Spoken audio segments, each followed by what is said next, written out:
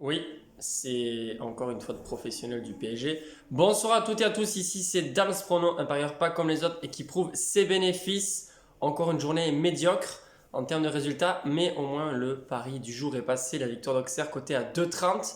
Ce soir, je vais tout simplement réagir par rapport à ce qu'on a vu, ce qu'on a tous vu. Moi en tout cas, j'ai essayé de suivre plusieurs matchs en même temps, mais surtout la rencontre de Nantes-PSG. Juste au moment où Nantes a ouvert le score, je me suis dit waouh, ça va être intéressant. C'est vrai, il s'est passé beaucoup de choses dans ce match, mais je vais, à travers mon ressenti sur ce match, vous donner quelques conseils pour non seulement débuter avec les paris sportifs, mais surtout pour essayer de ne pas se faire avoir à chaque fois. C'est toujours la même chanson. Le PSG manque beaucoup de motivation, de niaque, de l'envie, tout simplement, pour espérer gagner ces matchs en Ligue 1. Certes, ils sont premiers, seuls en tête du championnat. Et ça n'arrange pas non plus les choses parce qu'on le voit, le PSG n'est pas motivé. Il y a des joueurs qui courent, c'est vrai. Mais quand on voit en plus que le PSG est mené au score et il n'y a pas de réaction, voilà, réaction d'orgueil peut-être à la mi-temps, après le 3-0, le petit but de Neymar qui est pas trop mal. Mais mis à part ça, c'est quand même très triste. Alors certes, il y a des excellents joueurs du côté de Nantes qui ont fait surtout la différence.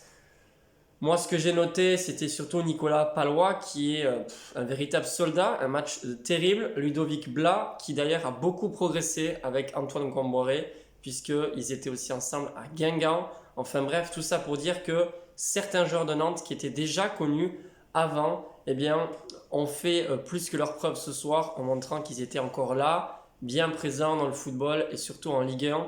Mais du côté du PSG, pour moi, c'est une faute professionnelle. Pourquoi? Parce que on ne peut pas démarrer un match ainsi en seulement 30 minutes de jeu à peu près. En tout cas, Nantes mène 3-0 face au PSG. Est-ce que vous trouvez ça normal? Dites-le moi en commentaire. Quelles sont les raisons? Bref, il y en a plusieurs. Mais moi, je pense que la principale raison, c'est surtout ça, ce manque d'envie, de conviction. Et bien sûr, on pourrait rajouter quelque chose, c'est l'esprit d'équipe. Vraiment, l'état d'esprit de Nantes a été impressionnant.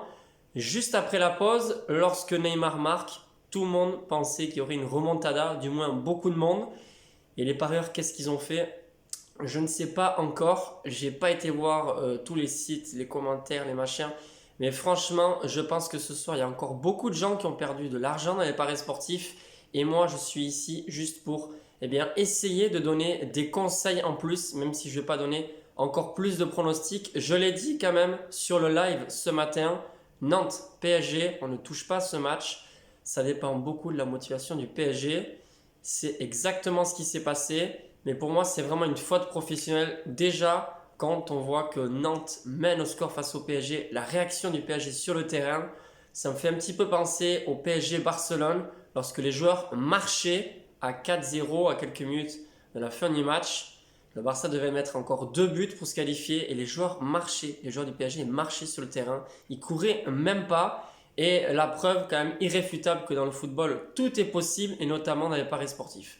Alors la chose que je vais dire, c'est la dernière en tout cas pour cette rencontre, c'est que Nantes mène 3-0 à la mi-temps. Là, ce que je ne comprends pas, c'est qu'il n'y a aucun changement. Alors Pochettino, certes, est un bon entraîneur, il a déjà fait ses preuves dans d'autres clubs, mais lorsque tu es mené 3-0, à moins que tu donnes un discours impressionnant, magique pour espérer une remontada, tu dois faire au moins un changement. Surtout ce joueur, Kerrer, pour moi qui a été très mauvais en première mi-temps, il faut le dire. Voilà, moi je ne comprends pas. En tout cas, ce qui est clair, comme je l'ai dit dans la story sur Instagram, il ne faut pas parier sur le PSG en championnat, même si la cote est belle, peut-être un 50, un 70 lors de certains déplacements parce qu'ils ont des matchs de Ligue des Champions à préparer ou justement qui vont arriver. Enfin bref, pourquoi? Parce que la source de motivation n'est pas assez élevée et tant que l'esprit d'équipe, l'état d'esprit ne sera pas là du côté du PSG, il n'y aura aucun titre en Europe pour commencer et il n'y aura pas de record, on va dire, en Ligue 1 en France et surtout sur justement les résultats. Bref, tout ça pour dire que le PSG, il faut l'éviter et surtout éviter les grosses, les gros combinés, pardon. Voilà, quand je vois que City perd à domicile face à Tottenham, c'est pareil. La majorité des parieurs font ça, ils prennent tous les favoris, un petit peu, voilà, le Real, le PSG, City, Arsenal, etc. Tous les équipes un petit peu connues et ils mettent un gros paquet d'argent. Mais c'est pas comme ça qu'on gagne de l'argent, vous le savez. Maximum 3 matchs dans un combiné, je l'ai toujours dit. Malheureusement, Milan n'a pas fait le taf. Moi, j'avais donné l'AC Milan qui gagne en combiné avec le Real. Mais voilà, c'est pas passé. Bon, il y a quand même d'autres pronostics qui sont passés, mais je suis quand même assez déçu de la prestation pareille de Milan. Il faut vraiment s'intéresser aux équipes qui sont en bas de tableau, au milieu du tableau, pas forcément les équipes qui sont là, mais forcément pour moi, eh bien, c'est pas une surprise puisque la société fait que voilà, on a envie aussi de parier sur les grosses affiches, sur les gros matchs et surtout les équipes qui sont là en tête du classement. Donc tout ça pour vous dire, évitez le PSG en championnat certes, mais aussi les combinés eh bien, à plusieurs matchs avec surtout les équipes qui sont bien classées. Voilà, ce sera tout pour ce soir, une vidéo un petit peu sur le résumé de ce match et pourquoi il faut éviter les grosses équipes. Moi, de temps en temps, j'essaye de les éviter. En tout cas, on ne peut pas toujours gagner avec les paris sportifs et il faut bien se dire quelque chose. C'est pas en pariant sur les favoris ou sur des combinés à 4, 5 voire plus de matchs qu'on gagnera de l'argent avec les paris sportifs.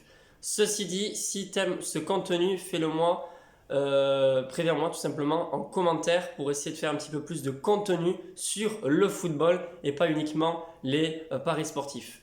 Sur ce, je vous souhaite un excellent dimanche et je vous dis à très vite pour de nouveaux pronostics.